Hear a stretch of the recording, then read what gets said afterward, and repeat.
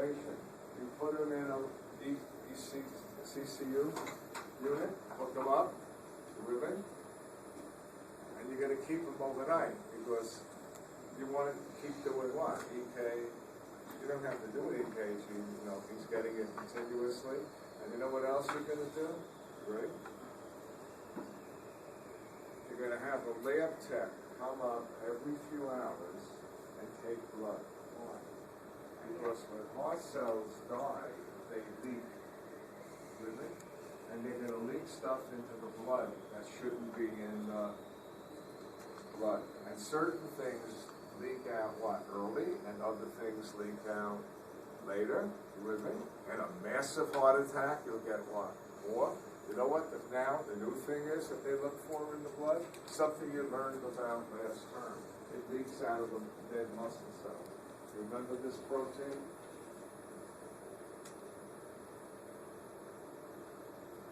How many remember troponin? Remember troponin, right? We used to what? Expose the ostriches, remember all of that? Anyway, troponin is a small molecule. You had a heart attack, it'll start to leak out. What else will they look for? Enzymes.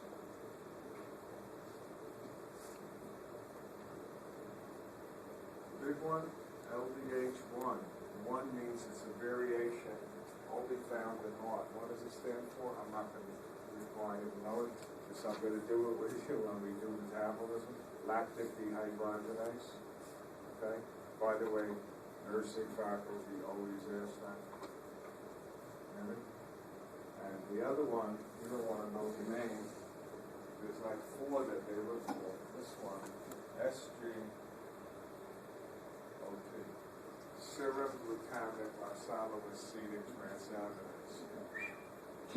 Nobody writes that. They write what? SG.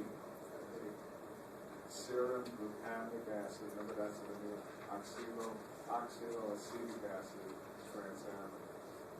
Crazy enzyme. And they keep changing what they're looking for. So if someone comes in with pain in their chest, what if they don't have pain in their chest? What if they come in and they say, more likely, I got pain in my left shoulder and it's radiating down my left arm. You want to know something? I'll bet you they're having a heart attack. Yes, but wait a minute, the heart is here. Why is it on the arm? And this is called something you really got to learn in your professional courses called reffered pain. So I will explain, take time out to explain reffered pain. You know if I stick your finger, you'll feel it, right? And even if you had your eyes closed, you'll say, you just hurt my finger on my right hand at the tip, correct? Because you've got all of these what? Neurons that go into your spinal cord, right? Up the spinal cord and go through the somesthetic. Remember the somesthetic cortex? That's like a little picture of yourself, right? And you all remember that from last term? No? Somesthetic cortex, a little map, and so if I stick your finger on the right side, it's going to go right about here. You know, one of the gyruses here, that means finger, and you're going to feel pain. So you go, okay, that's good, because my brain now knows where I feel heat, cold, pain, touch, and I can what? Do something about it, right? If I feel hard touch on my hand, and it's my neighbor's dog, can I do something about it? Yeah, I can what? Pull it away. I know right away there's something grabbing me. I know something as teeny as a mosquito is what? Crawling along my skin. Now comes the most interesting thing. You're having a bellyache, a stomach ache. It hurts, right?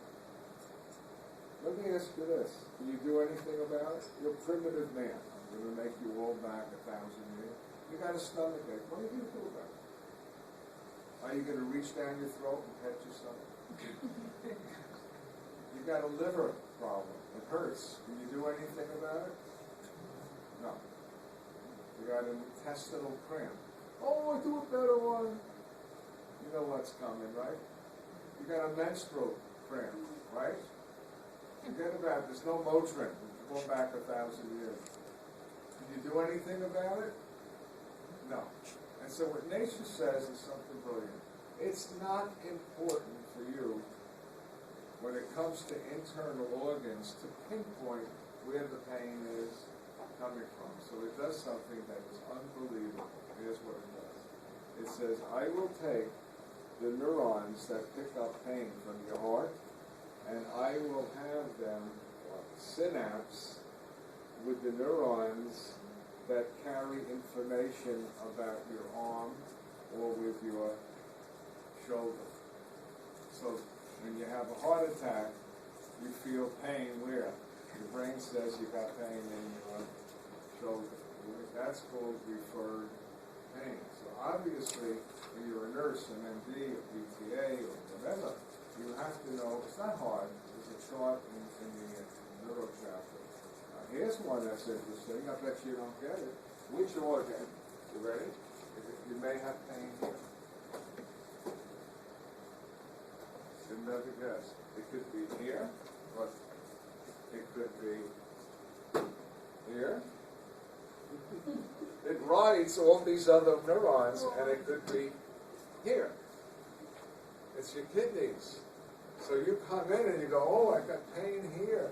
And your doctor's pretty good, and he knows that referred pain here, or here, could be kidney. You know your little gallbladder? This is down here. You know, your heart is up here. Most people with gallbladder problems come in with the same pain as a heart attack. You know. That cute? You all understand referred pain? You see why it's important?